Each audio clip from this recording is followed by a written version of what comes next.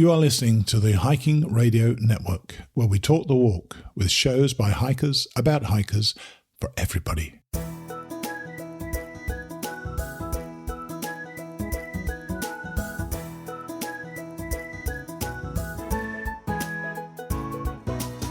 Mighty Blue on the Appalachian Trail, the ultimate midlife crisis. Join Steve and his guests every week as he staggers from Georgia to Maine.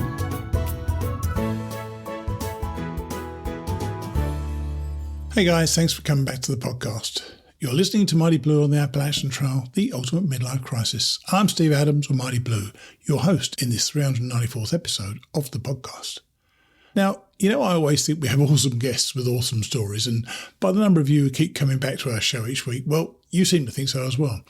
But today's guest, well, I've never had a guest on the show who has defied literally everything that life threw at him to try and through the Appalachian Trail this year. His name is Drexel Swanson, or Prepper, and as you're going to hear, he's a pretty determined guy. Drexel will be on in a moment. After Drexel, we'll catch up again with our two remaining Mighty Blue Class of 2023 members, Joanne and Jessica Wright, both still going in opposite directions. We'll hear from the ladies after Drexel. And despite a flipping aircraft flying near and around my house while I was recording, we have the next section of George Stefanos' Then the Hail Came, with George hiking from Rangeley to Stratton. It's only a fairly short read today, but that plane was driving me flipping crazy. Just before we start, thanks to all of you who've given our new podcast, the Platinum Blazing podcast with Bruce Mattson, a listen. Apple were able to release it earlier than I expected, so it's been out for a few days now. But the second episode will be released next Wednesday, the 11th of October. And I know that some of you, if you haven't heard Bruce talk about it, think that Platinum Blazing is hiking for rich folks. That could not be further from the truth, as Bruce will definitely show to you. I hope you all give it a go. So now we have an episode coming out from the Hiking Radio Network every day of the week other than Sunday. Monday is Courtney and Hiking Unfiltered, where she raises a hiking question with a guest and they try to answer it. Then on Tuesday, Anna and the Trail Dames take centre stage, with women sharing their stories of life on the trail. After that, as I said, it's Bruce on Wednesdays, followed by yours truly on Thursday. Friday morning, we have Paul Collins or Skunk Ape on Everything Hammocks, with Jester finishing our week in fine style with Jester Section Hiker and her Section Hiking Buddies. It's quite a lineup, particularly as we also have three other complete podcasts from Dixie, RTK and JR, as they all went about their respective hikes over an entire season. They're all on the hikingradionetwork.com website, so we've got something for everybody. But now, some of you will be shaking your heads when you hear this guy. Here is Drexel Swanson, or Prepper. Our guest today is Drexel Swanson, or Prepper. Hey, Drexel, thanks for coming on the podcast. Thanks, Steve. Glad to be here. Well, I've never heard the first name Drexel, so can we start with that? Obviously, your parents gave it to you. Absolutely. Was it from? My dad was Drexel Swanson the first. Okay. And his mom gave it to him, was named after a police officer in their local town, and she just heard the name and loved it.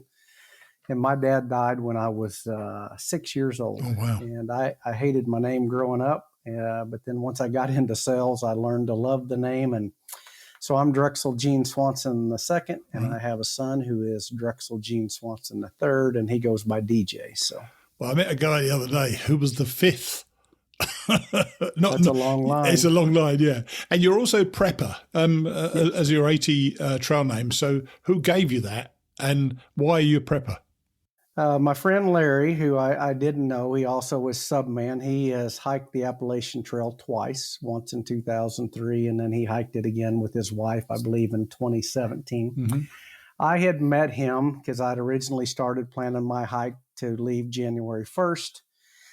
And I had a lot of naysayers on the Facebook page says, oh, you're just going to bog down the system and they're going to have to come and rescue you because of the weather. And so Subman came to my rescue, and him hiking the trail twice. And then he's also, for the last 5 years, other than this year, started January 1st hiking north just to get in shape on the Appalachian Trail. Right. And a couple of years ago, he he ended up hiking all the way to Pennsylvania just to get in shape. So he almost made it back his third time, but he was just doing it for fun. So he started following my story, and then I started putting out there showing all the preparation I was doing. My goal was to send all my food supplies to hostels. That way I didn't have to worry about hitchhiking to town, especially starting January 1st, because a lot of the hostels would be closed and stuff, or a lot of the shuttles. And so he started seeing my preparation. So he says, "You need a trail name. We're going to call you Planner."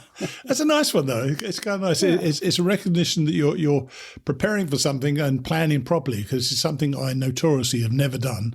I literally, on my last hike, I packed my bag the morning I flew to Atlanta. So, I mean, I don't prepare for these things at all. Now, fitting for a guy with OCD.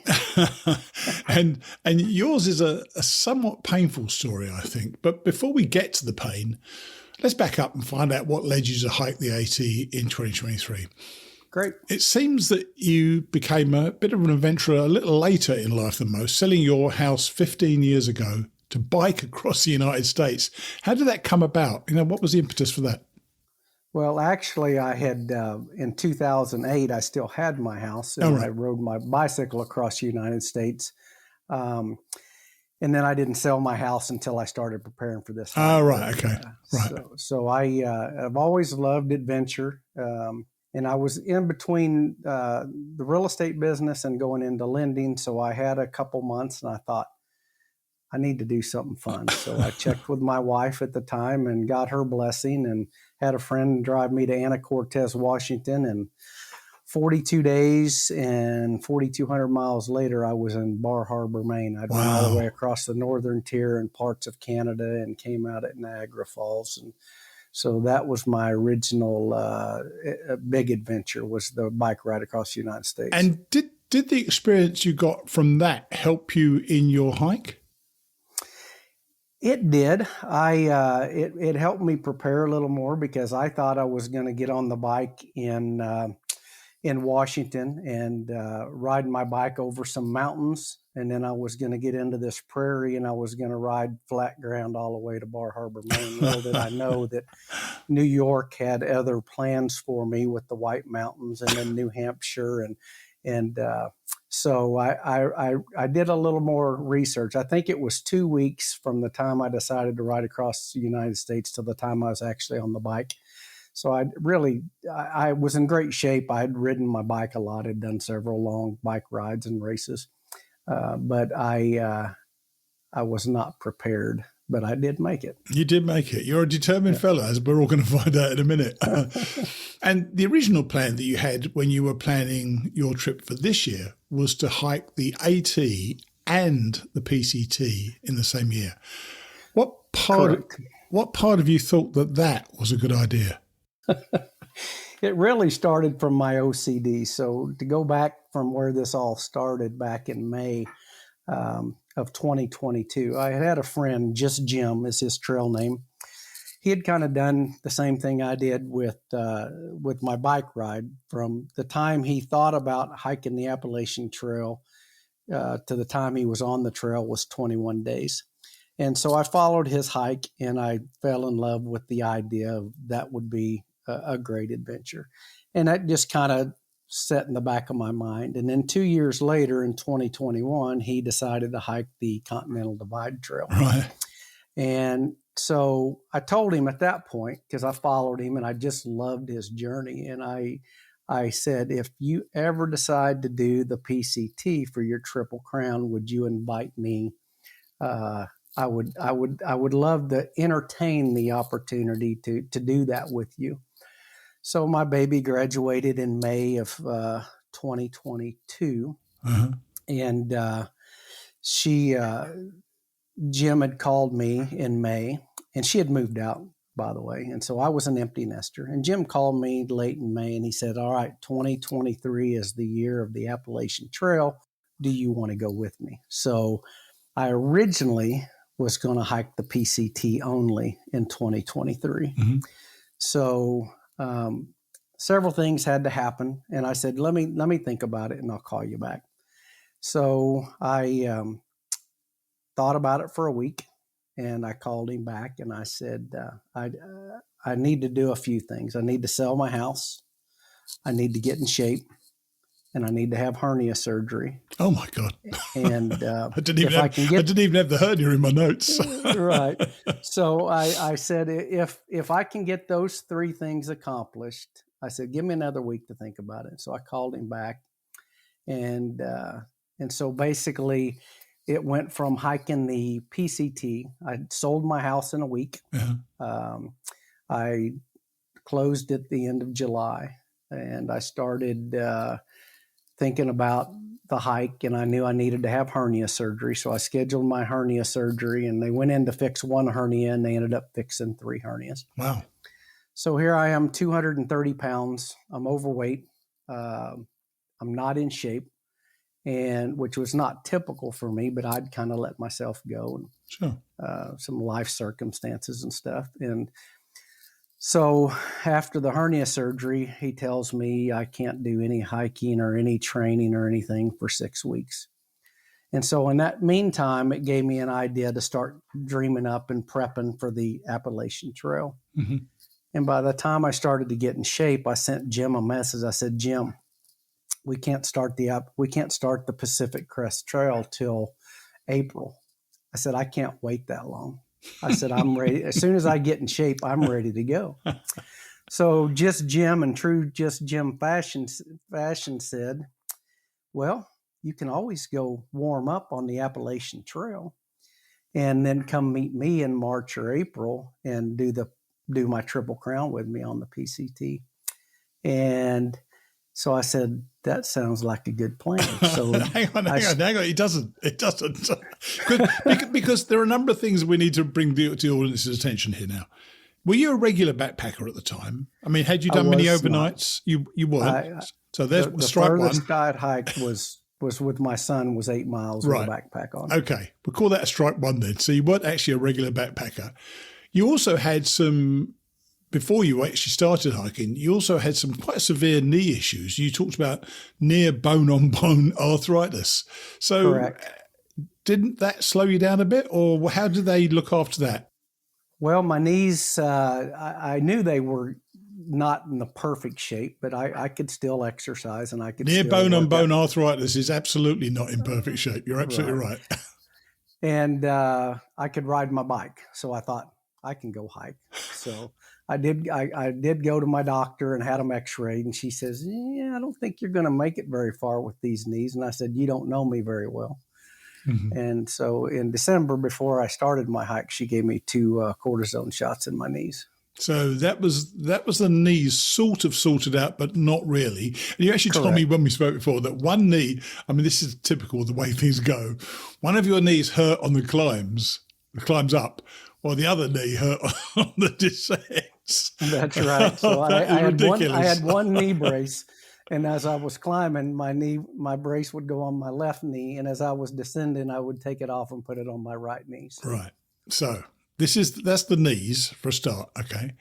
So the plan was to start at the end of December 2022 and do the approach trail, and then do 23 would be the AT hike for part of the way, then the PCT, and then back to the AT. Correct. That was the plan. You started training for the hikes, but what happened in October? Well, after my hernia surgery, I couldn't start training until the middle of September, towards the end of September. So I hired a personal trainer and started going to the gym. And it was on towards the end of October.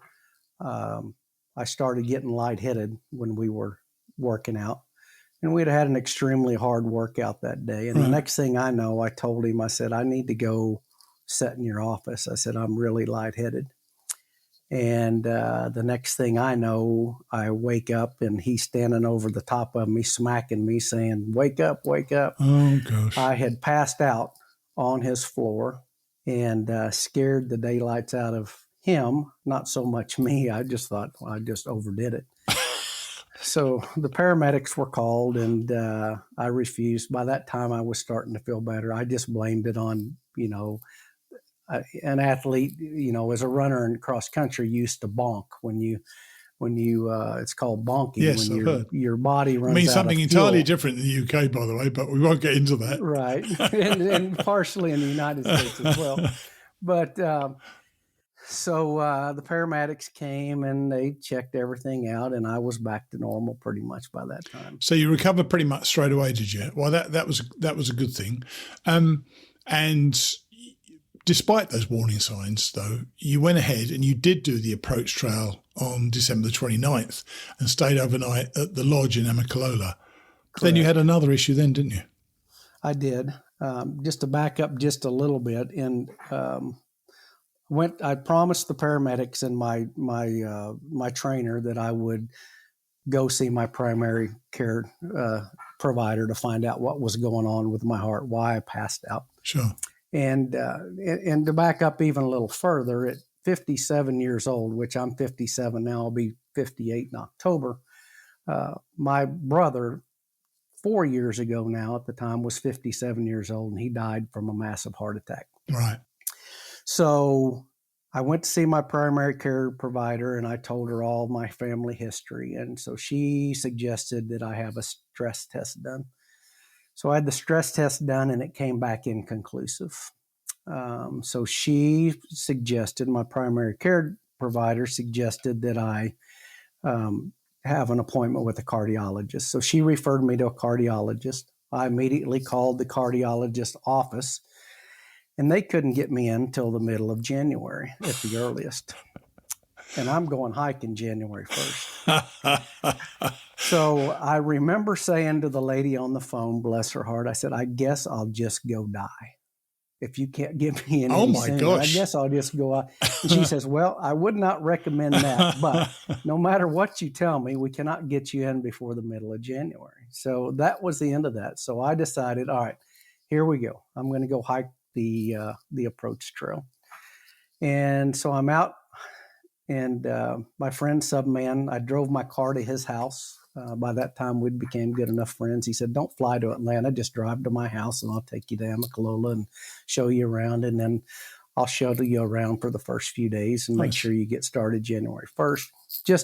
That's just typical of the Appalachian Trail, people like Larry and Angela, Sub and Subman. So I hiked the Appalachian Trail. And the approach trail. The approach trail, yes, I'm sorry. I'm getting ahead of myself. Yeah. And my heart rate was pretty elevated. What do you call pretty elevated? 170 when I was climbing. So it was pretty elevated. Hang on. You're so prone to underestimating things, aren't you? And that's just the way I've always lived my life. I said, I'll figure it out. So I didn't think much about it then, other than I'm watching my Garmin, and as I'm climbing, my heart rate keeps going up and I have to stop and to slow it down. So I complete the approach trail, and the first couple nights before that, I had spent the night at Subman and Sud's house, but I wanted a couple nights just to myself up at the lodge, just to get get myself psyched up, ready to go. And so I woke up the next morning and I'm in a cold sweat, and I kind of go down to my knees, and my blood sugar had dropped, I think, and I started having a panic attack. And how did that manifest itself? I just woke up and got out of bed a little too fast, probably. Uh-huh. And I never really had any trouble with it. So this made me start thinking about, something's going on with your heart again. Sure. And here I'm 650 miles away from home. Yes. I promised my kids I'm going to hike the Appalachian Trail, not to die. Promised them I wasn't going to die, and my grandkids. Yeah, hang on. I was actually, my next question, just about to say it actually, was how were your kids reacting to this? I know they're all adults and some. They hear I'm sure they heard some of what was going on with you, but they probably didn't hear all of it. Correct. Was it clear to them that you possibly had some issues or not? They knew, and I promised them that if I started having issues on the trail that I would come home. Well, that was a lie. Yeah. Well, it wasn't at first, because after I had the panic attack, I decided, I called my friend Subman. I said, come pick me up. I think I need to go back to Missouri. Right. and actually go see what's going on with my heart. Because all I could think about was my brother who had died, Of course. Yeah. 4 years earlier. And I'm sitting here thinking, it's kind of cold out here on the Appalachian Trail, and there's not very many people out here on the Appalachian Trail. So it's not like if I have trouble, somebody's going to come by, like they are when you're in the bubble. I think more these days than in the past, people are starting dead early. But then you gave yourself what I think is the most amazing January I've ever heard any hiker have. And I don't want to get too detailed on this, but because it is quite sensational. You drove back to Springfield, Missouri, feeling sorry for yourself, obviously, and you saw your cardiologist at the time? I got home and I called and I begged. I said, I need to get in immediately to see the cardiologist. Yeah. And she said, nothing's changed. She says, but I can get you in on January the 18th. Okay. So here it is, probably on the 2nd by the time I got back home, because I usually drove that in 2 days. 600 miles, yeah. 600 miles home. Yeah. So I'm sitting at home thinking, I have to go hike 5, 6, 7, 8, 9, 10 no-count miles is what I called them because they weren't on the Appalachian Trail. So to stay in shape, I had to go hike just to stay in shape. Sure. And so I'm sitting at home and I start feeling really sorry for myself. And I called my friend Subman and I said, Subman, I'm coming back to the trail. I don't have a doctor's appointment until the 18th of January. Can you help me out? And in true Subman and Suds is his wife's fashion, they said, come on, we'll shuttle you back and forth. And then when you need to go back, you can go back. Right. So I came back to hike. Hang on, that's 1,200 miles now. That's 1,200 miles, correct. Yes. So I drove back knowing I had to be home by the 18th. And so Subman took me up to Springer Mountain. Mm-hmm. And I took off and I hiked to Mountain Crossings. Yeah, 31 which miles. Is mile 31. Yeah. And I was planning on going further, but I was still having my episodes of my heart rate getting out of control. And I did not like how I felt when it got up into the 170s. 150, 160 was fine. 170 was no fun. So Subman and Suds met me at the Mountain Crossings. And I told them, I said, all right, I'm going to go back home and wait for my cardiologist. So here goes another 1,800 miles round trip. Correct. So here goes another trip. So I go home and the 18th comes around and I go see my cardiologist for the first time. And he goes, you obviously have something going on. He said, we need to get to the bottom of it. So I'm going to schedule you an echocardiogram and a CT scan. Need to do the CT scan first and then the echocardiogram. I said, good. Do I go back now? And he goes, no. He says, by the way, did your cardiologist know you were actually doing the Appalachian Trail at the moment? Not at the I didn't time. think he did. Yeah. So, and then actually what I failed to tell you was he put me on a heart monitor that I had to wear for 10 days or something like Sure. that. So he could put the heart monitor on right then, but he couldn't get me in to the CT scan, which was the first step. So I go back home and I call and I said, I need to schedule a CT scan. When can you get me in? And they said, not till the 27th of January. And I said, all right, so I need to get an echocardiogram done the same day. And she says, no, it doesn't work that way. You got to have your echocardiogram done at a later date after the CT scan. She said, the quickest we can get you in for the CT scan is February 15th. And I said, well, that's not going to work. So Mercy's a fairly good-sized hospital throughout the state of Missouri. So I said, can you get me into another facility for the echocardiogram sooner than February 15th? Because I want to be out there full-time hiking. She says, actually, if you go to Lebanon, Missouri, which is about an hour away from Springfield, Missouri, I can get you in on the 2nd of February. All right. So here it is, the 18th. I'm wearing a brand new heart monitor. And I don't have another appointment until the 28th. So what are you going to do then? So I drive. By that time, I'm probably 650 miles back to Georgia, spend the night with my friend Subman and Suds, Right. and they take me to mountain crossings. And here I go for 4 more days with a heart monitor on. I bet that registers something. Right. And going back to you asking me if my doctor knew at the time, he did not know that I was hiking the Appalachian Trail. And I didn't want to tell him I was hiking the Appalachian Trail, but I did ask him. I said, is it okay for me to do what I'm doing and exercise? He goes, oh, absolutely. I encourage you to do exactly what you've been doing.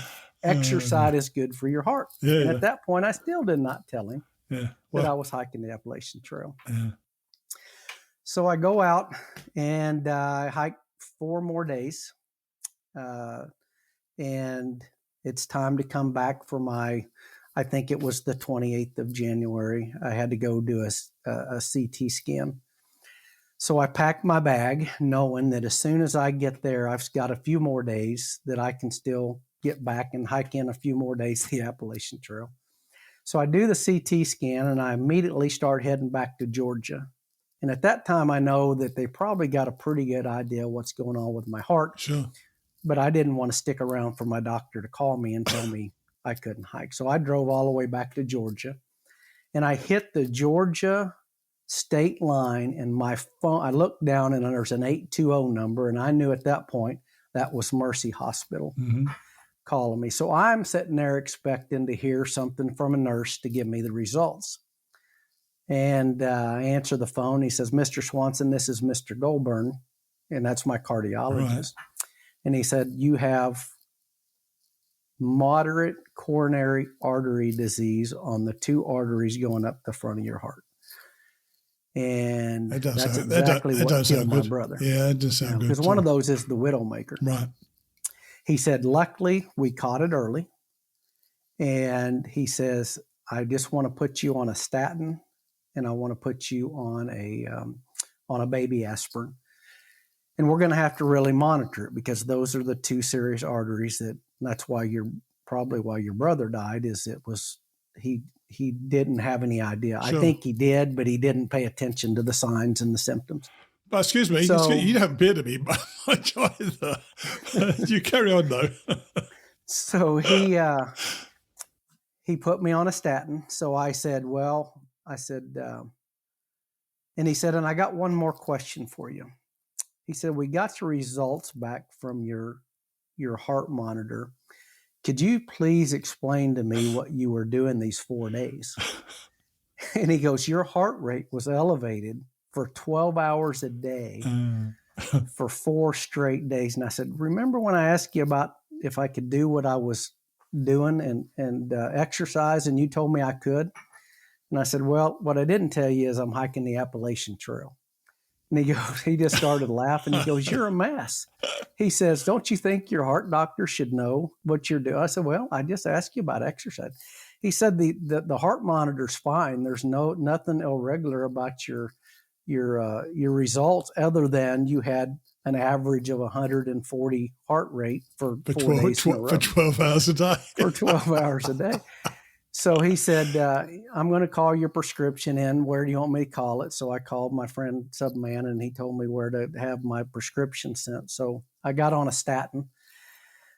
But now I've got to go back. He said, I've got a team reviewing the results, but we really want to see your echocardiogram, and it's scheduled for the 2nd of February. And maybe it was the 26th of January I had the CT scan. And then so it's the 2nd of February I've got to go back. And I said, you sure I have to do that? And he said, yeah. He said, you really do need to come back to get that done.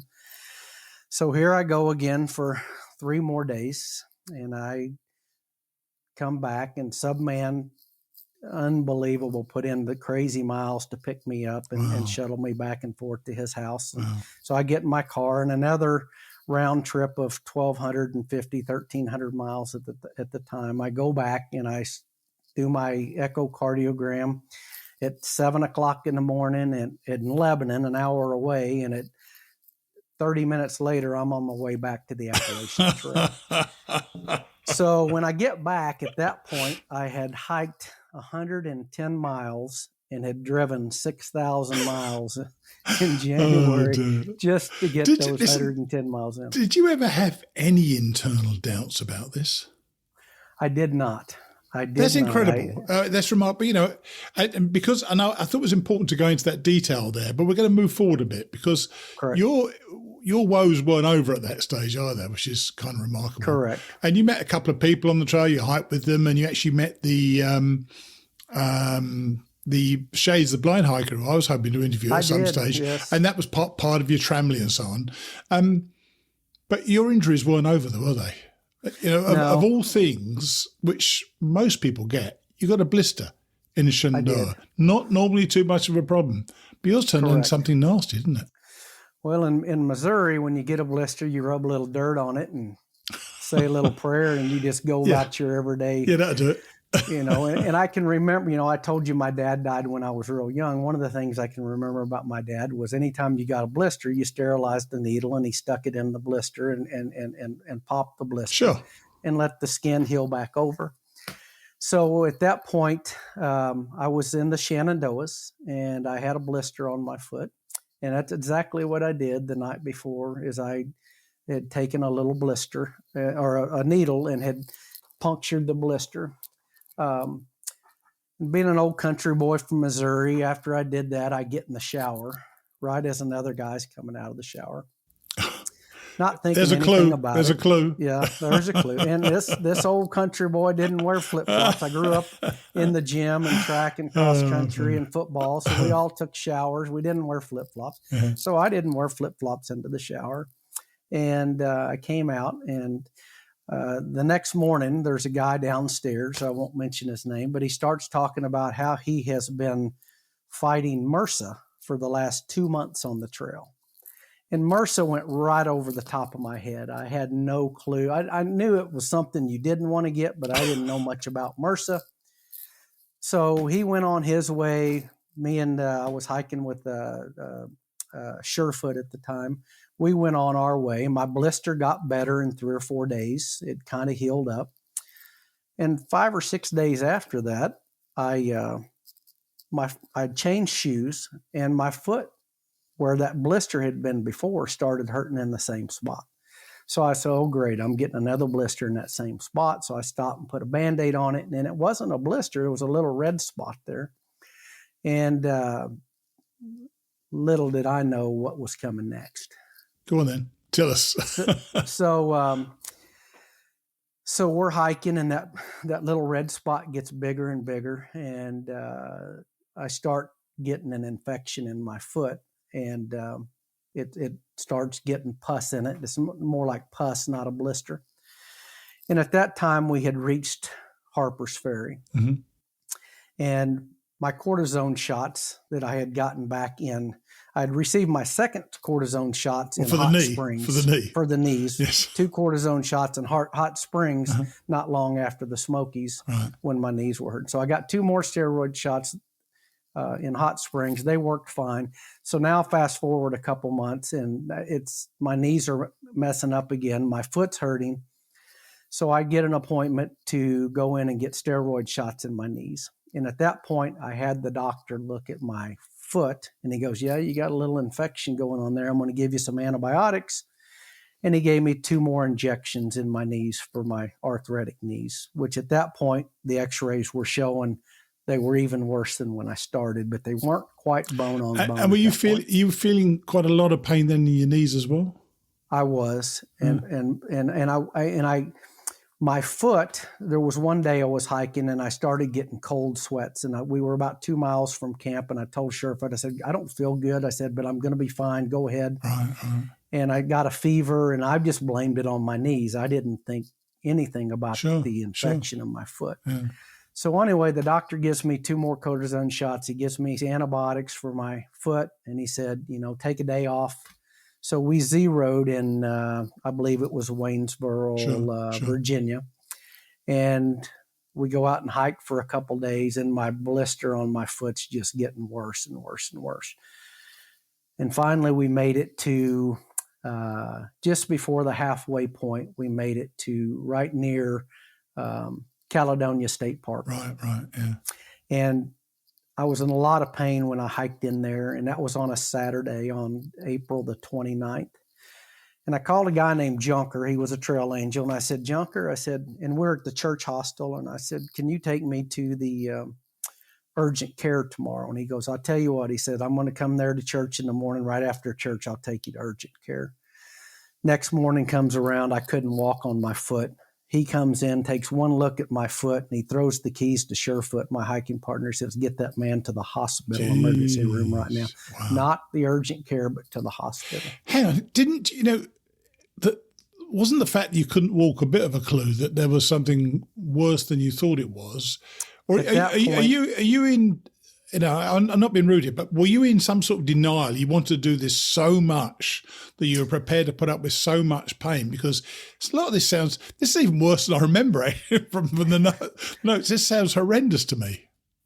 Until that day, it was tolerable, but it was getting bad. When I woke up that morning and could not put any weight on my foot, and it had ballooned up, I knew I was in trouble at that point. Right. And I was worried about my hike. So I tell Surefoot, I said, take me to the emergency room. They're going to put me in there, and they're going to give me IV antibiotics for 3 or 4 days. And, I'll catch up with you or whatever. And he goes, no, I'm going to wait for you. Because we'd hiked for 600 miles together at that point. Sure. He dropped me off at the emergency room. They knew I was in a lot of pain. First time I'd ever had fentanyl in my life.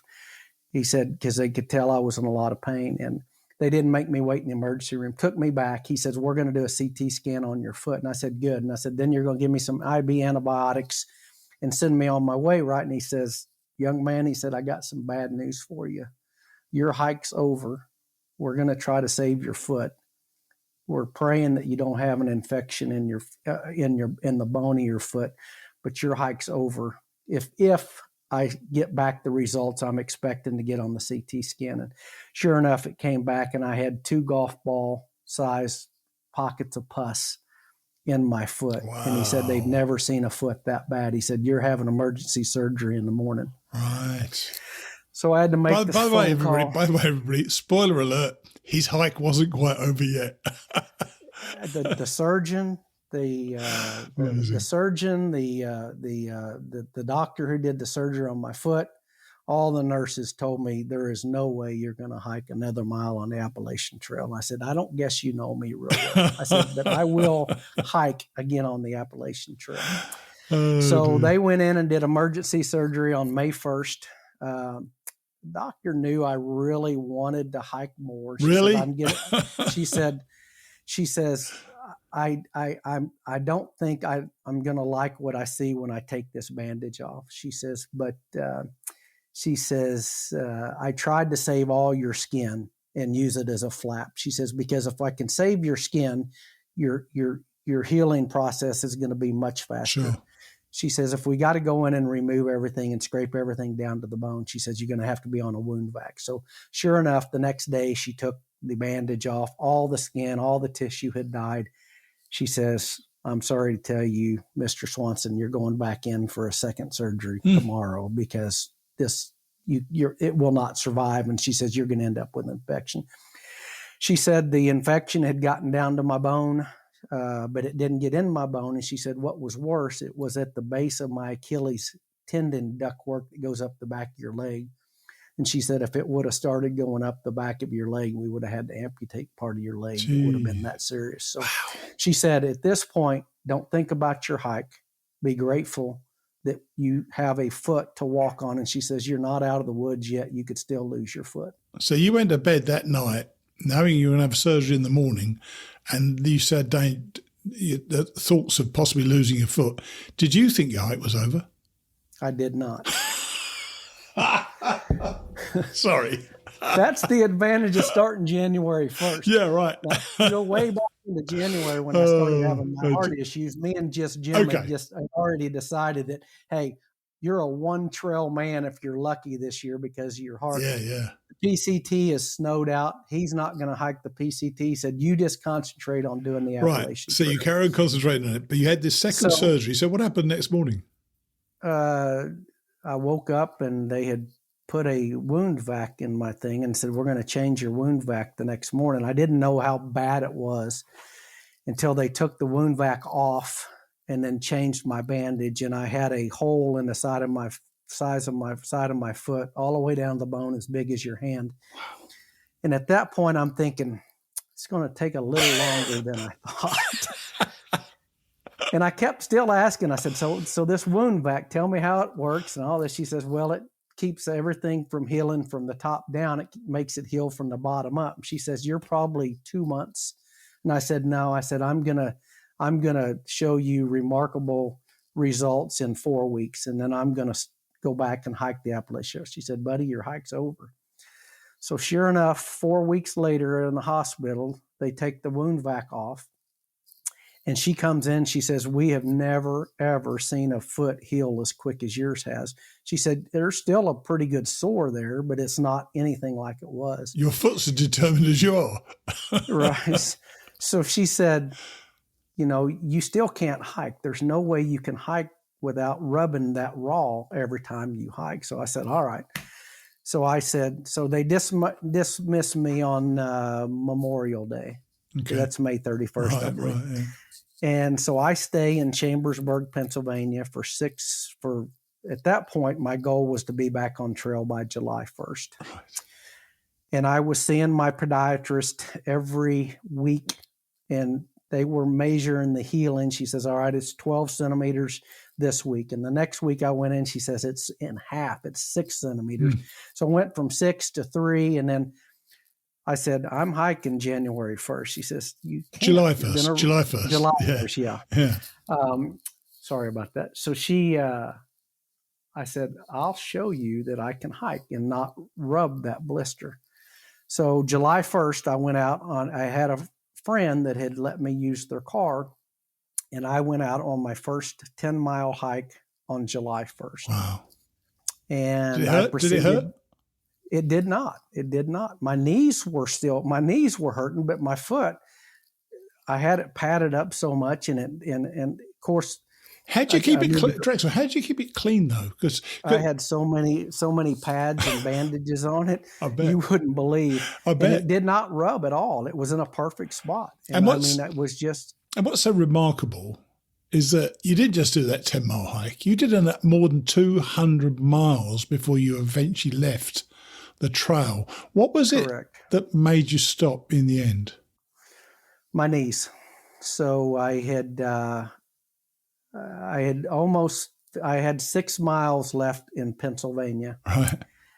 And by that time I was popping 6 800 milligram ibuprofen, 6 extra strength. I'm not being rude here, by the way. But you could, someone that's sitting at the other end of this conversation, as I am right now, this is funny, bizarre in some ways that you have this determination to do it all the time.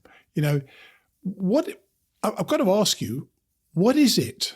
Is it? I know you don't like to not finish something when you've started, but when you went back, you said it wasn't hurting you, but they had told you could put your foot and your life in danger.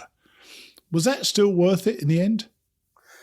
I'd made a promise to everybody that if the foot was injured again or opened back up, that I would end my hike. And I kept my promise, and it never did open back up. It actually finished healing while I was on the trail doing all of Pennsylvania. Would you have stopped if it had opened up again?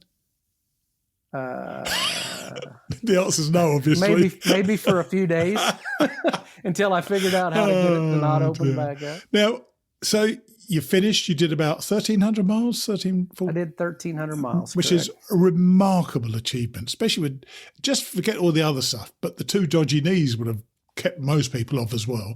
Right. Now that you're done with the AT for 2023, you must have had some takeaways from that trip, quite apart from the injuries and so on. What were your takeaways from the trip that you feel that you benefited from being on the AT this year? I was probably suffering with a little bit of, because of COVID and everything, I was probably suffering with a little bit of social anxiety, to be honest with you. And the trail cured me of that. I mean, the people of the Appalachian Trail, I went out there just for a crazy goal to hike 2,198.4 miles. What I brought away from Plus it the is, PCT, by the way. But yeah, carry on. yeah, that was the original goal. But what I brought away from it was the people of the Appalachian Trail, the Larry and Angela's, the yard sales, the people the Steve and Rochelle's that took me back to my doctor's appointment in Harper's Ferry. The people are beautiful on the Appalachian Trail, the hikers and the people that support the hikers on the Appalachian Trail. Yeah. That's what I'm having. I do miss the trail. I miss the beauty of the trail, but I miss the people. Yeah, I think we learned to, and funny enough you say that, and I hadn't really thought about it, but COVID was very isolating for a lot of us, obviously. Mate, I'm stuck in my office podcasting all the time and writing and doing stuff. And getting out on a trail makes you more social, forces you to be more social because you've got this common point of interest, haven't you? You see something in a shelter, you're just hiking the trail together. And that itself is just a wonderful thing. And I know you're not done with the AT. What's the current plan?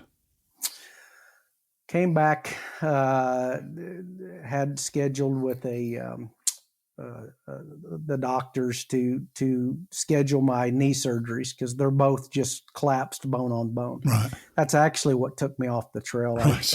My right knee collapsed and I face planted going down a hill in Pennsylvania, and it was very scary for me. And the sad part is I just asked God to give me a sign if my hike was over, and I think that was his way of smacking me upside the head. But I did finish the last 6 miles. Thank you, God.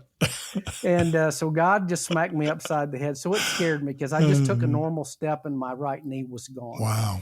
So anyway, the doctor has told me they gave me rooster comb injections. It's a synthetic now, but it's the new latest and greatest. But it's helping. But he says I am a prime candidate for 2 total knee replacements. Okay. So before I go back to the Appalachian Trail, I have to have 2 knee replacements. So we're working on getting the first one scheduled. Sure. Well, look, you've got an amazing story, and you showed amazing resilience, and I think it's a testimony to how much the trail pulls us back to it all the time. We want to be there because you've actually said to me that you probably won't just go back to resume where you were. You'll go back to the beginning to Georgia, won't you, to do the whole thing from beginning to end. Knowing me, that's what's going to have to happen, because it's not that I'm a failure. I just did not complete that goal. You're absolutely not a failure. No, I understand that. A couple of 100 miles on the AT is a massive achievement. So come on, man. Over 1,300 miles is incredible. Look, I've loved this story. I feel your pain, and I wonder at the resilience of a man who is getting all these signs and eventually takes a God to put him on his face and then to make him realise it's over. But look, I'd love you to come back on if you do decide to go next year, because you are a determined fella. And I really appreciate you sharing your story with us. I love following your stories. Thank you so much for having me on. Okay, buddy. Take it easy, okay? All right, buddy. Cheers. Bye. I bet Drexel's January was more interesting than your January. 6,000 miles to hike the first 106 miles on trail. Now that is commitment. And his luck didn't seem to get much better, did it? Yet it was always positive throughout.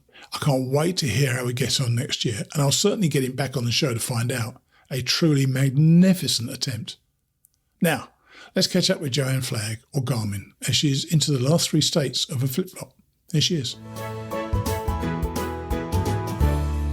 Good morning, Steve. Hey, Joanne, how are you? Good. How are you? I'm good, thank you. Thanks for the notes, so I know where you are. Actually, I don't actually know where you are. Are you in Damascus now, or are you past Damascus? I'm past. Okay, Yep, we'll talk about that. Out by Watauga Lake. Oh, lovely. I actually did that hike last year, earlier this year, actually, yeah. I went from Watauga Lake, or Boots Off Hostel, up to Damascus, which was about 5 days, probably for you, only about 2 or 3 days, I suspect. Uh-huh.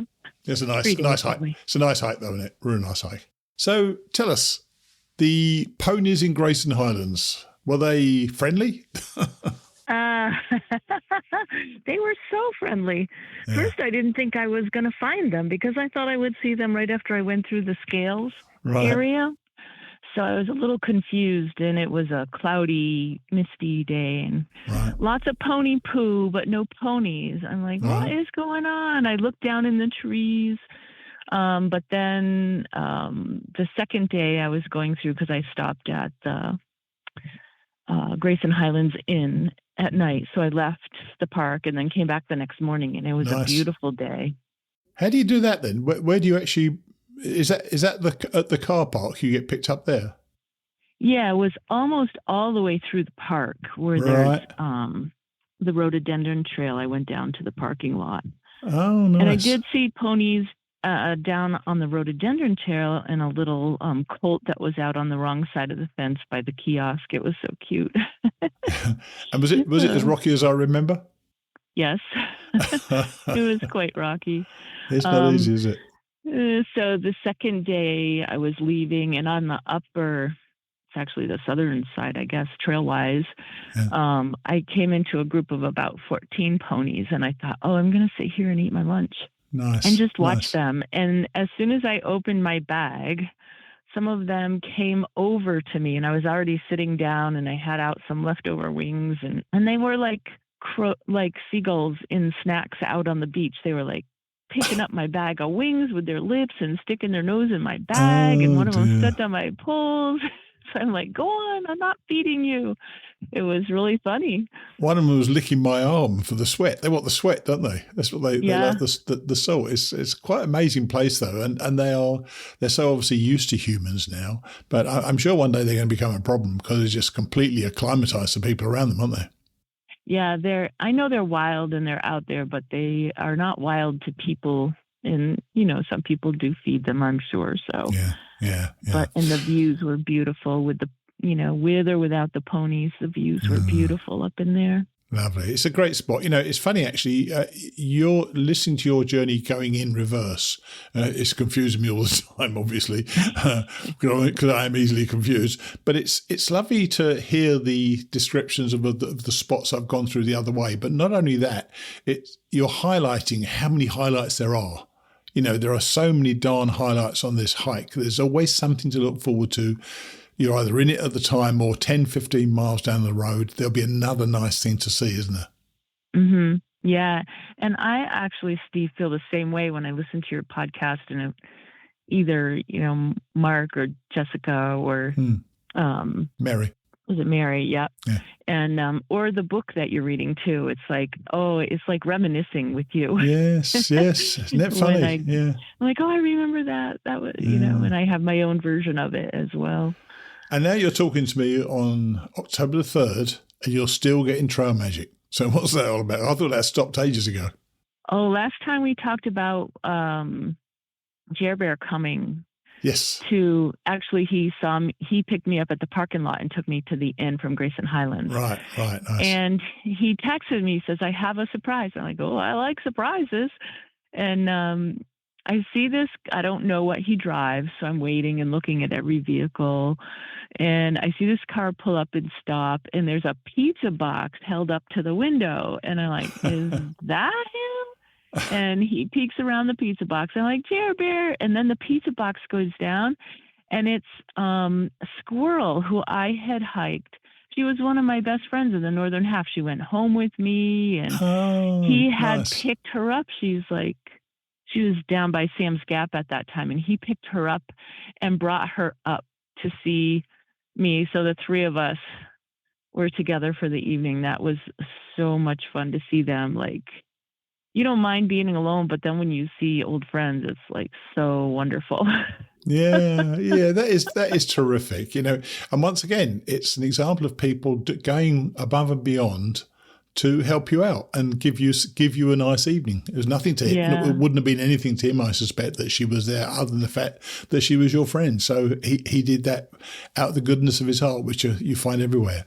And you actually say, and I know we know this from you, you're okay spending time by yourself, but you've actually, one of your notes you've written is time with fellow hikers in camp. Are there more southbounders there with you now?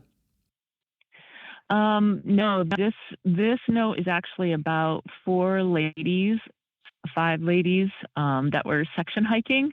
Oh, nice. I met them at Lady Di's, and then they were getting shuttled and going northbound, and I was going southbound, and we ended up at the same shelter at night. Right. And Nice. it was just a lovely time of talking about women on the trail, and just 6 of us at the table sharing our food. And I had gotten a pumpkin roll from the farmer's market in Damascus and hiked it out with me. And Nice. so I was able to share some homemade goodies and just that woman talk. We all need time with our own type of group and varied groups and everything. And it was just one of those nights around the fire that you just will never forget. Lovely. That's beautiful. Did any guys turn up? No guys. 2 girls got their trail names that night, and cool. It was just a wonderful and close time for us. So reflect upon that then. Reflect upon women on trail. Have you noticed far less women on trail, or what? Tell me what you think about. What were you talking about? Well, usually I have been with several women on the trail, but when there's a mix of male and female, it's not that same solidarity of like, it's good to see more women on the trail, and the trail is for women as well as men or anybody else. Of course, but it's still in that phase of coming about that it's as common for women to think they can do it as men. And these were women that were some older than me and some younger than me. So especially that older group, like, it's so easy to think that you can't do something, but to feel like it is open to you and you can do it.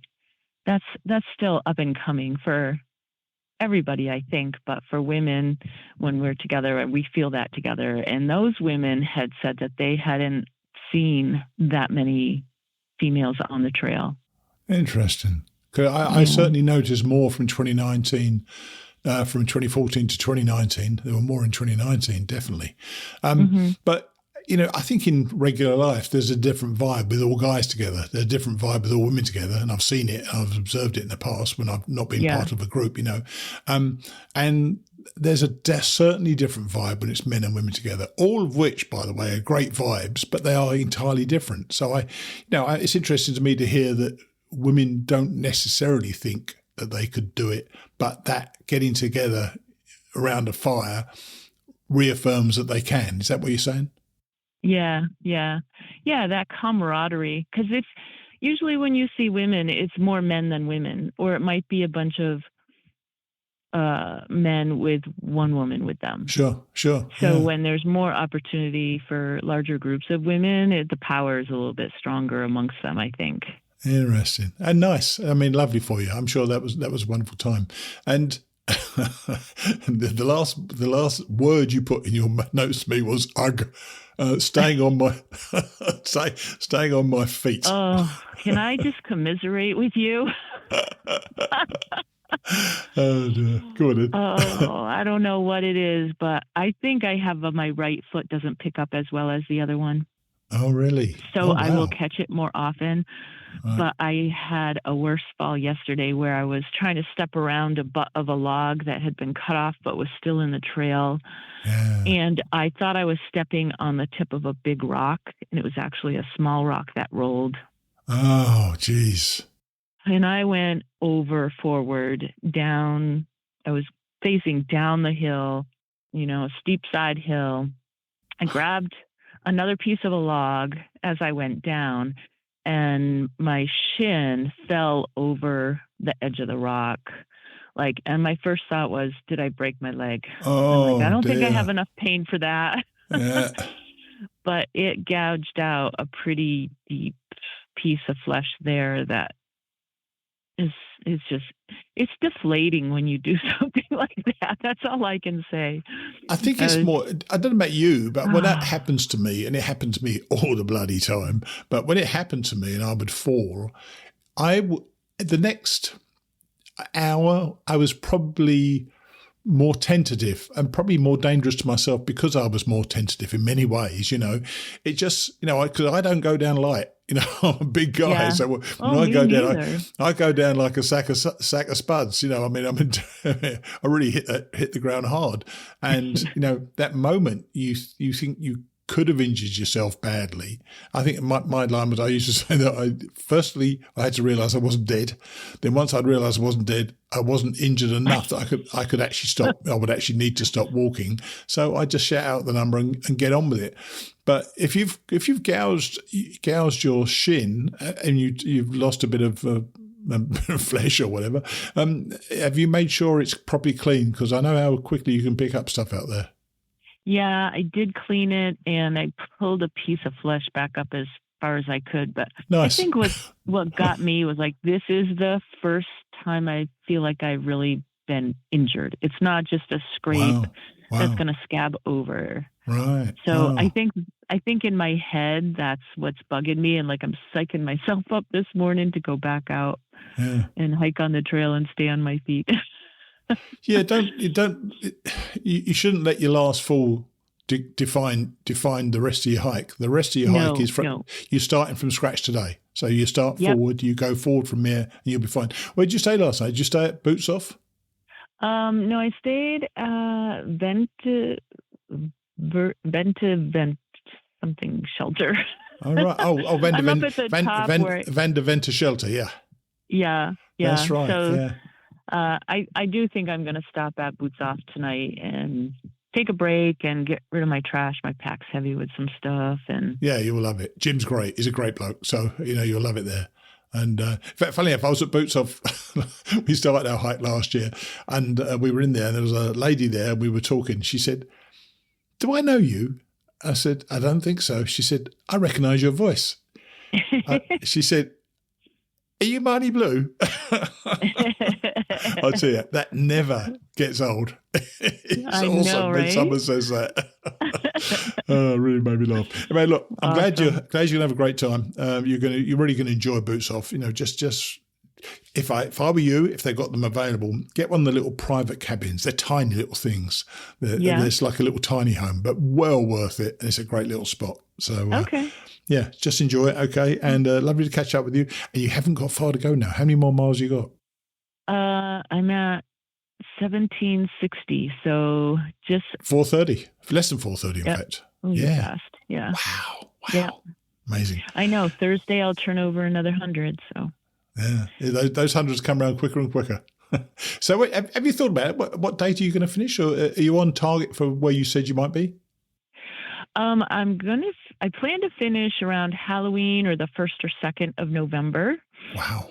And then the women that I was with that night, they're going to this Georgia Appalachian Trail Women's Summit, which is at Vogel State Park on the 4th. Right. So they're like, you should come. So I signed up for that. Nice. Last night, and hopefully I'll make it there. And one of the women does a monologue of Grandma Gatewood. I don't know if you've ever heard her do that, but she's done it several times at Trail Days. No, I haven't. No. Yeah. No. Yeah. Well, that's awesome. So, that's going to be great. Yeah. Yeah. So she did a little bit of that at the campfire that night. It was so cool. I bet. These little memories, there's something that, as you say, you remember it forever. So it's great that you experienced it. And I'm really glad you're going well. So we'll catch up with you next week again and keep on trucking, okay? Sounds great. Thanks, Steve. Cheers then. Bye. Cheers. Bye-bye. That Jerbear's quite a guy, isn't he? He fetched Joanne's previous hiking partner, Squirrel, just so that the two women could hang out with each other for the evening. He may have bought pizza, but his true trail magic was bringing Squirrel. And I thought her evening with the women in the shelter was fascinating, particularly how she framed it. She's right, you rarely come across a shelter with just women, so I can understand why that was such a special evening for her, and one that will stay with her long after she's back home. A special moment. Before we catch up with Jessica, I want to thank our donors. This week, monthly donors who chipped in again are Kevin Eastman, Ann Dobson, Mike Gicello, Alan Troy, Jens Lebeheider, Lisa Rana and Brian Helton Jr., plus, of course, our friends at Small World IFT. Thanks to you all for your continued support. And if you want to support our galaxy of shows on the network, you can donate through our hikingradionetwork.com website, or even through Venmo, which I've only just recently discovered, or Zelle at steve@hikingradionetwork.com. We'd love to have you on board supporting the shows. Now, Jessica, as she moves inexorably towards Katahdin. Last time we spoke, she was heading into Monson and soon into the 100-mile wilderness. Here she is. Hello. Hey, how are you? Good. How are you? I'm good. You sound a lot brighter today. It's always good. It's always a good day if you're in the 100-mile wilderness. And I've got a view of Katahdin, so have you? You're sitting there. Oh, so what was it like when you first saw it? It's quite emotional, isn't it? Definitely. We actually had a view of it back off the Bigelow ledges, very far in the distance, but pretty unmistakable. You're closing in on it now, yeah. So you sent me some notes, which is always helpful. You've been crossing streams, some over knee deep. So this isn't abating at all, is it? Because I remember when I went, I got one or two. I had to take my shoes off, but it was only up to just above my foot. So what is there any? I mean, has it been raining again or what? It hasn't rained in a good week or so. Wow. But again, I think just the water level is so high still. Better than it was, obviously. Sure. Some of the locals were like, oh, it's not so bad. Now it's only knee deep, Yes. But that's still pretty deep as far as I'm concerned. Yeah. We passed a spot, I can't remember where it was, but yesterday, I think it was in the Gulf Haggis area. The water was just bubbling right up out of the ground like a spring. Like the groundwater is it's still high. Wow. That's something, isn't it? But you know what? I think the stream crossings is something I always read about when I was reading about hiking the Appalachian Trail, and I'd read lots of books beforehand, and I was kind of not terrified, but I was nervous of them, but they weren't too bad for me. You're actually experiencing it, as many people have experienced, I think, over the years, quite intense stream crossings. Do you enjoy them, or is it just one of those things just you have to get over with?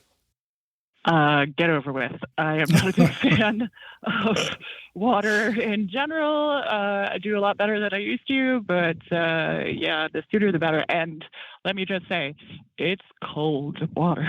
Yes, So, I remember that as well. Oh, you get in there, and there was one day, we got up in the morning and it was in the high 40s, and within a couple of miles we had to get in this stream, and I uttered some choice words, no doubt about it. Oh dear. So when we last spoke, you were short of Monson, obviously, and you got into Monson. How was yours? Great. Just we took a zero there just to give ourselves time to get organized for the 100-mile and give our legs a little break. And, they're just, the gear shop is awesome. The people there were great. And it was like old home days. Like we saw so many people that we hadn't seen in, a long time. Let's just say. I think a lot of people stop there. Yeah. So tell me about that then. So when I was there, it was because people stopped for a day or two. We either caught up with people or they caught up with us. Did you find that people didn't want this to be over and thought they'd enjoy their time at Shores for a couple of days before they moved on, or was it just coincidentally all ended up at the same place? I think it was more coincidentally for the most part than anything. Our one friend, Kodak, that we hadn't seen since Virginia, he's somebody that you'll want to talk to in the future, I think, because he is an anthropology student at McGill University in Montreal, and he's doing a study of thru hikers this year. It's all very interesting. Good. He must have been over time with you then. Yeah, definitely. Definitely. He met us back like right after trail days, and we hiked around him for a while and talked to him a bunch. And we hadn't seen him since Four Pines. He had to go back home for a while, but part of his study was also actually hiking the trail somewhat. He had been in contact with us, just kind of tracking our progress. And it just worked out that he was at Shaw's when we got off the trail there. So he gave us a ride to Shaw's. That is so cool. Great. Yeah, you never know who you're going to meet. And you've done something I've never heard anybody do. You opted for 2 resupplies in 100-mile wilderness. How long are you out there? We're taking the 10 days for sure. Oh, right. I think. Okay. And it was like, we're pretty beat up. So if we can not carry 10 days of food or 5 days of food, we carried out 3. We just got our first resupply yesterday at Katahdin Ironworks Road. Right. So we got another 3 days of food. We'll meet them at Joe Mary Road in a couple of days, and then we'll get the last bit of our food to get up Katahdin. It made sense, and since it's 2 of us, we could split the cost. And Sure. If you don't mind me asking, in fact, it might be useful for other people that when they're thinking of planning this. 2 resupplies is an interesting idea, and if you want to take your time to get through 100-mile wilderness, and I actually think it's worth that anyway. I think it's such a wonderful place to be. It's the one part that should be it's kind of wilderness, even though, as you know, you can get cars in there. Shaw's, do Shaw's do this? Yes, we did it all through Shaw's. Well, in that case, I'm sure they won't mind you sharing. What does it cost? I think it was $90 per bucket. So they have these like 5-gallon buckets you put your stuff in. So for each delivery, it was $90. So $45 split between the 2 of us. Yeah, that's not bad. So, but Katahdin, and let me just establish that first. So that's $90 each time. So $180 basically for your food. Plus the food. Right, plus the food. And then, we're splitting it. So it was only $45 a piece. So you know what? It's an expense, but it's one of those things that are worth doing, I think, because that must be quite a mission for them to get into not Joe Mary Road. That's easier for them, I think. The first one, Katahdin Ironworks, that's quite a drive for them, isn't it? I think so. And there's construction going on this year. So they had to be very specific about the time. And that was also, like you said, it's wilderness, but it's not wilderness. Like the night before we got the drop, we were camped at this pond. And, one of the things that is just the greatest thing to me about this section is the absolute quiet. Like when the wind's not blowing, you don't hear a thing sometimes. And it's just amazing. And so we're at this absolutely serene, quiet pond. Although I will say, Mike's pretty sure he heard a moose splashing around at like 4 a.m. Nice. Didn't get to see it, but I'm pretty sure what it was.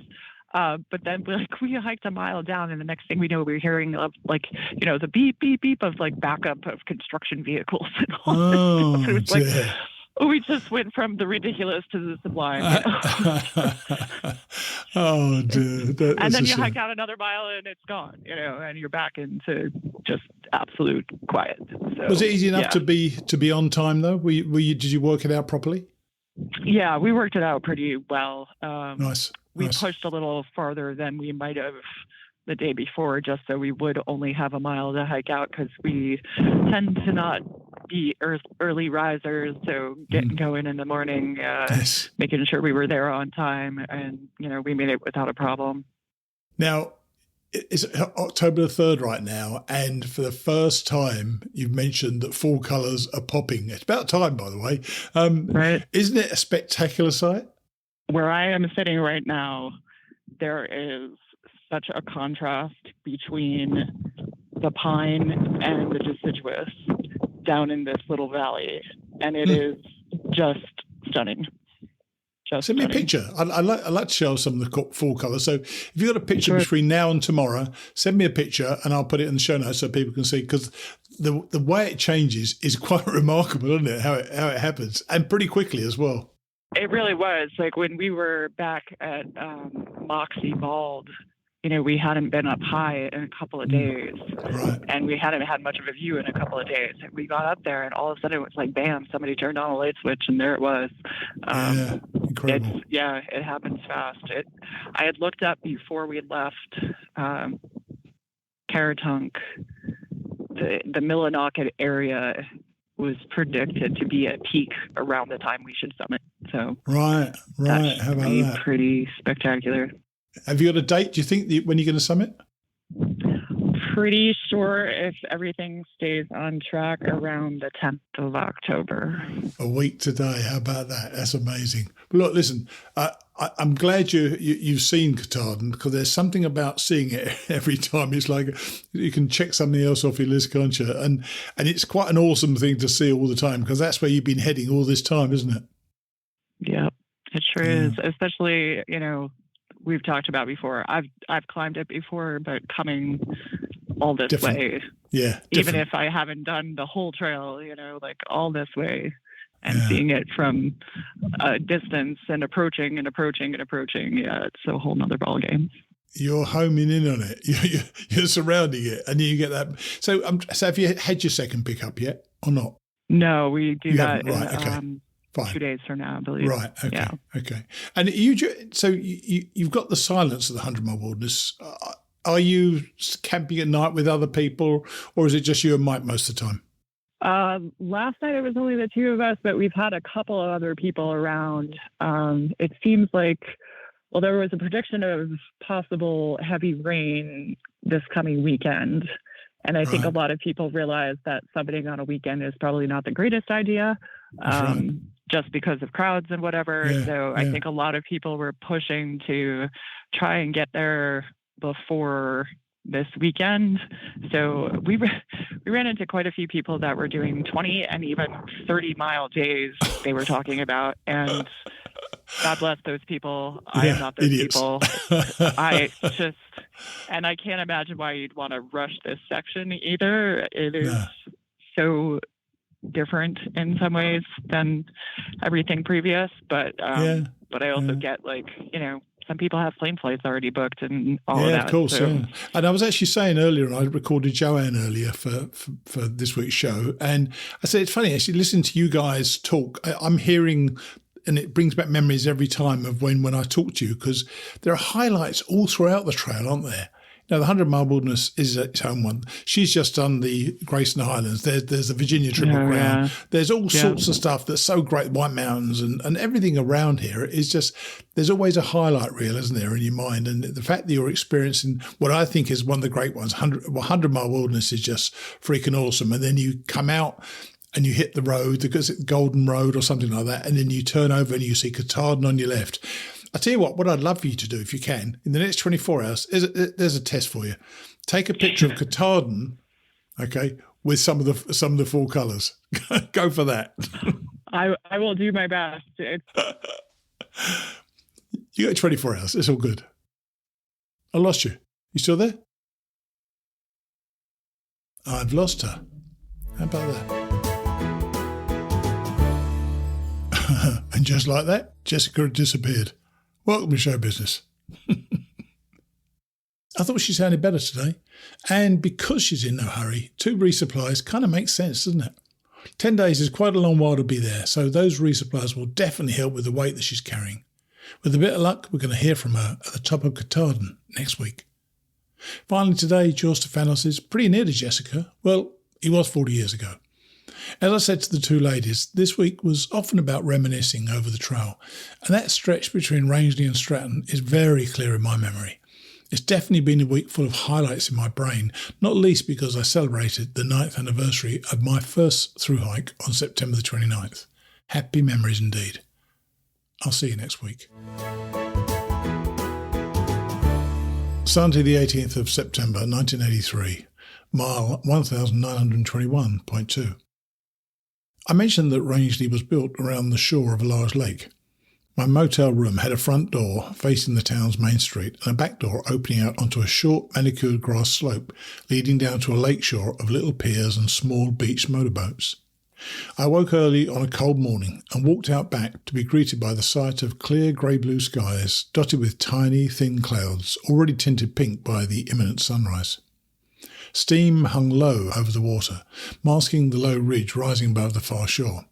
It was one of the nicest places in which I stayed on this trip, despite being the cheapest motel in Rangeley.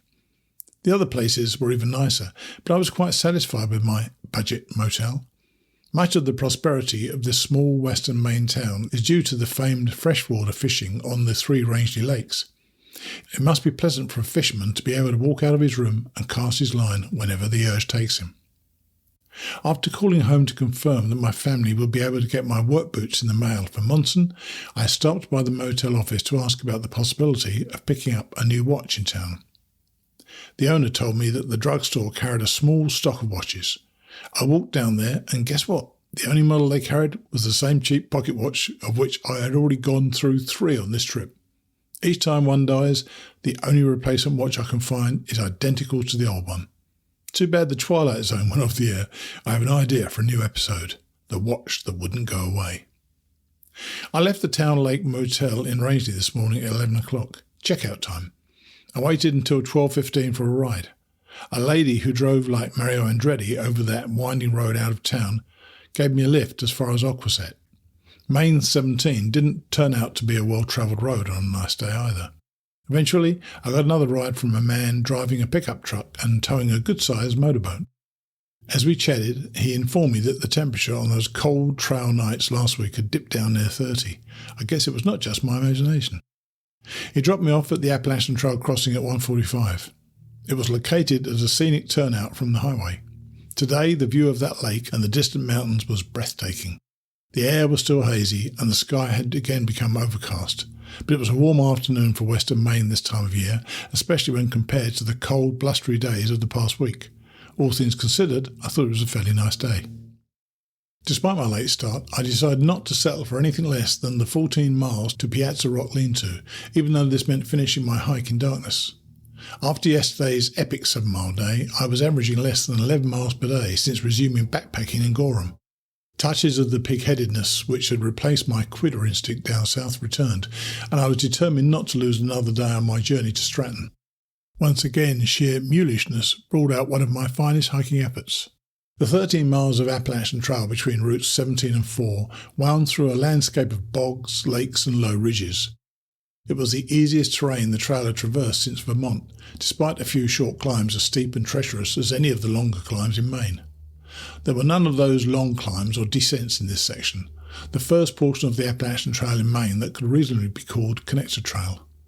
There were no outstanding peaks or dazzling scenic highlights to draw my attention away from the miles I wanted to hike. It was simply a pleasant stroll through the woods. The AT crossed a couple of low wooded ridges and descended through a low-lying boggy area riddled with tiny beaver ponds to follow along the shore of a large mountain pond called Long Pond. I passed a small sand beach that would have made a very tempting spot for a swim had the temperature been 15 degrees warmer. The trail followed the inlet stream of Long Pond to the north shore of Sabbath Day Pond, another good-sized tarn where a shelter known as Sabbath Day Pond Lean-To was located. I took my first break of the day there, 5 minutes after hiking 4 miles. I skimmed through the register, left an entry of my own, and resumed my hike. The Appalachian Trail continued northeastward, crossing a bunch of small knobs along a low ridge and skirting a few sphagnum bogs resembling moors. After another 4.5 miles, I sat down for 5 minutes at the campsite on Little Swift River Pond, my second and final break of the day. From then on, I kept moving. I flew along, crossing the summits of a few more knobs and skirting another bog. I passed South Pond, the fourth and final mountain pond of the section, in the deepening twilight of a Maine September evening. A mile later, the Appalachian Trail began a gradual descent to Main 4. I milked the twilight for as long as I could before taking out my flashlight about a mile before the highway crossing. The batteries were a little low, a fact which gave me a few headaches once I had re-entered the woods on the other side of the road. After the highway, the descent continued for another 1/10 of a mile to a fording of the Sandy River. A web of herd paths crossed and recrossed the Appalachian Trail on both banks. It was tremendously difficult to locate the actual trail in the dark, especially with a dying flashlight with an effective range of about 2 feet. I was tempted to retrace my steps and try to hitchhike back to Rangeley, only 9 miles up the highway from the trail crossing, but I put that thought right out of my head. I need an early start tomorrow morning, and I've always been a real ace at getting early departures out of trail towns. I circled through the forest surrounding the stream until I found the AT. The televised weather report I'd heard in Rangeley forecasted clearing skies today. After a promising dawn, it had remained cloudy and hazy all day, although the sun had almost burned through on a couple of occasions in the early afternoon. As I wandered the riverbank, trying to find the trail, it sprinkled a bit. It did not amount to much other than increasing my sense of frustration at the delay in completing the day's hike. The Appalachian Trail crossed more herd paths and old road traces after it had left the river's banks, and it was continued slow going. From the river, I had 1.5 miles remaining, very steep in the bottom half before the trail levelled off and climbed very gradually for the remainder. It was almost 8:30 by the time I reached the shelter. I made dinner and climbed right into my sleeping bag. I have a rough day coming up tomorrow. I'm 29 trail miles from Main 27, the road on which I will hitch to Stratton. That stretch of trail crosses 3 lofty mountain ranges, Saddleback, Spalding Sugarloaf and the Crockers. Tomorrow I'm shooting for 16 of those miles, covering the entire Saddleback range and most of the climb up to the Spalding Sugarloaf range. It seems like a tall order after today's grueling 14-mile half-day, but I'm not going to give up any more days this close to Katahdin. I'm beginning to feel a strange magnetic pull upon my soul. Katahdin was always the beacon in the dark, drawing me towards the promise of one shining moment of victory when things looked bleak down south. Now I'm this close, its invisible presence is moving me forward like an irresistible longing. I sit down to rest and find myself up and walking 2 minutes later, having made no conscious decision to start.